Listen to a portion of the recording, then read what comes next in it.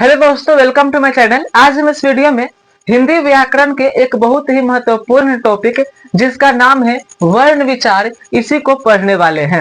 वर्ण विचार को इंग्लिश में ऑर्थोग्राफी कहते हैं।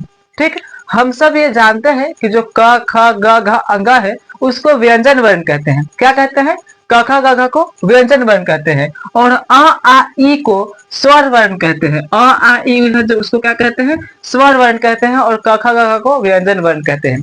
लेकिन क्या आपको पता है कि य र ल व को क्या कहते हैं? या तालाबे स मूर्धन्य स दंते स ह को क्या कहते हैं? या इधर देखिए अक्ष त्र ज्ञ और स्र को क्या कहते हैं?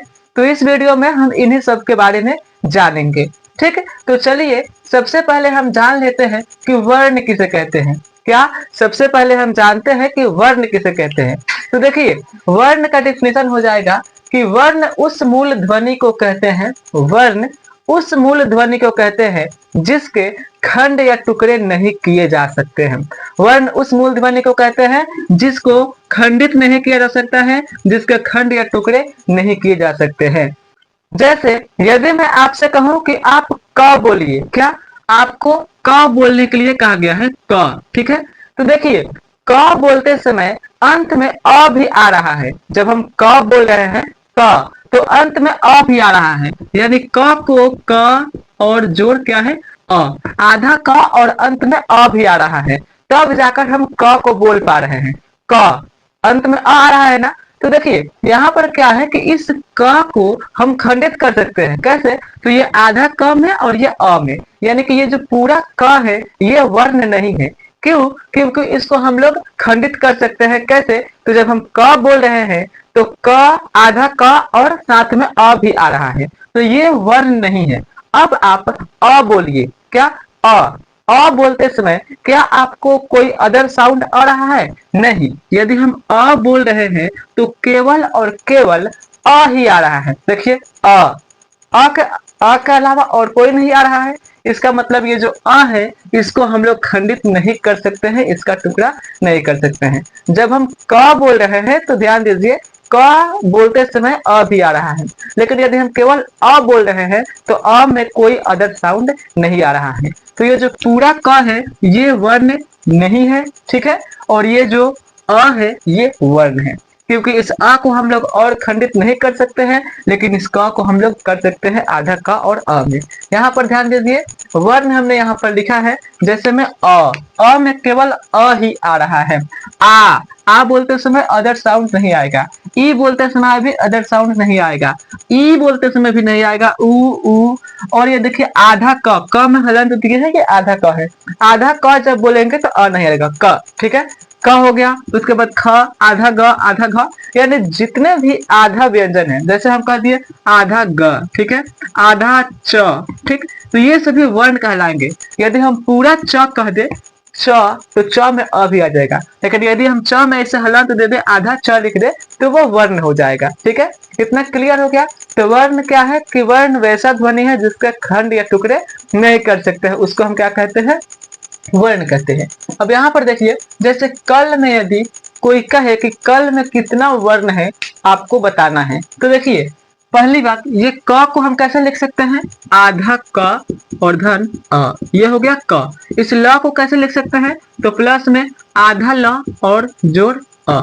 तो देखिए तो कल को जब हम संधि विच्छेद किए हैं तो आधा क आया फिर अ आया, ये मिलकर पूरा क बना, ठीक है। और ये आधा ल और अ मिलकर ल बना, तो ये हो गया कल। तो कल में कितना वर्ण हो जाएगा? तो देखिए ये 1 2 3 4, यानी कि ये जो कल है इसमें 4 वर्ण है, ठीक है। उसी तरह से है ये कमल। कमल में देखिए क को लिखने के लिए आधा क प्लस अ, तो ये हो गया क।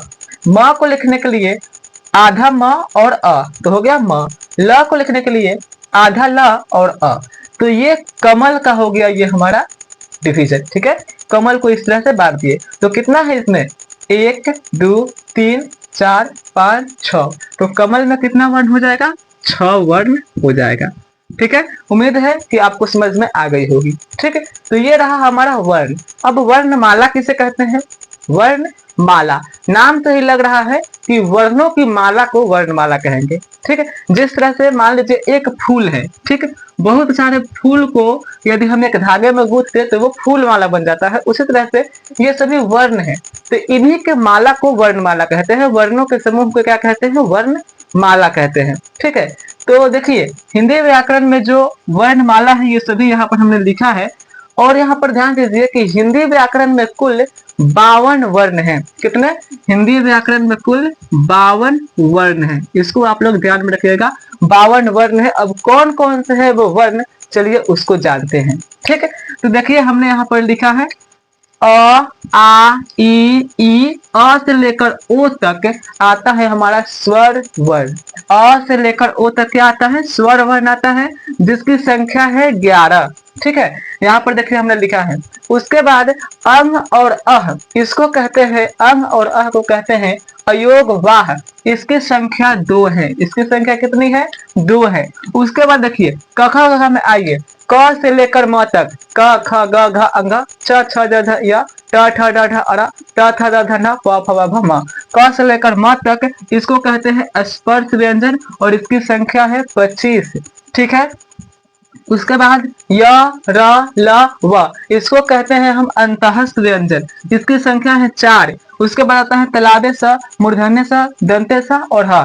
कलाबे स, मूर्धन्य स, दंते स, ह, इसको कहते हैं उष्म व्यंजन। इसकी भी संख्या है 4। उसके बाद आता है अक्ष, त्र, ज्ञ और स्र, इसको हम लोग कहते हैं संयुक्त व्यंजन। इसकी भी संख्या है 4। ये बहुत ही महत्वपूर्ण है, इसे आप लोग याद कर लीजिएगा, क्योंकि ये कोई भी आपसे पूछ सकता है कि य ल व को क्या कहते हैं, अक्षत्र ज्ञ स्र को क्या कहते हैं, तो क्या कहते हैं? संयुक्त व्यंजन। अब देखिए ये बड़ी ढ है और ये बड़ी र है। ठीक है, ढ और र को क्या कहते हैं? हिंदी के ये दोनों अपने व्यंजन है। और एक बहुत ही महत्वपूर्ण क्वेश्चन है, आपसे कोई पूछ सकता है कि शहीद वर्ण किसे कहते हैं? क्या शहीद वर्ण किसे कहा जाता है? तो ध्यान रखिएगा कि जो शहीद वर्ण है उसे अ को कहा जाता है। अ को शहीद वर्ण कहा जाता है। तो यहाँ पर आपने वर्णों की संख्या देख लीजिए, अ से लेकर ओ तक। जब हम इन सभी को जोड़ेंगे ना, 11, 2, 25, 4, 4, 4 और ये 4, तो ये कुल हमारा 52 हो जाएगा। यानी हिंदी व्याकरण में वर्णों की कुल संख्या 52 है। ठीक है, तो इस वीडियो में बस इतना ही। वर्ण समझ लिए, वर्णमाला समझ लिए, वर्ण कितने हैं, क्या क्या कहते हैं उसको समझ लिए। नेक्स्ट वीडियो में हम जानेंगे स्वर वर्ण, व्यंजन वर्ण, स्पर्श व्यंजन, आखिर स्पर्श व्यंजन क्यों कहते हैं, इसकी संख्या कितनी है। नेक्स्ट वीडियो में हम सभी को कवर करेंगे। ठीक है, तो मिलते हैं नेक्स्ट वीडियो में, तब तक के लिए बाय। यदि वीडियो अच्छी लगी हो तो चैनल को प्लीज सब्सक्राइब कर लीजिएगा। इस चैनल पर क्लास 10th की ऑल सब्जेक्ट्स पढ़ाई जाती हैं।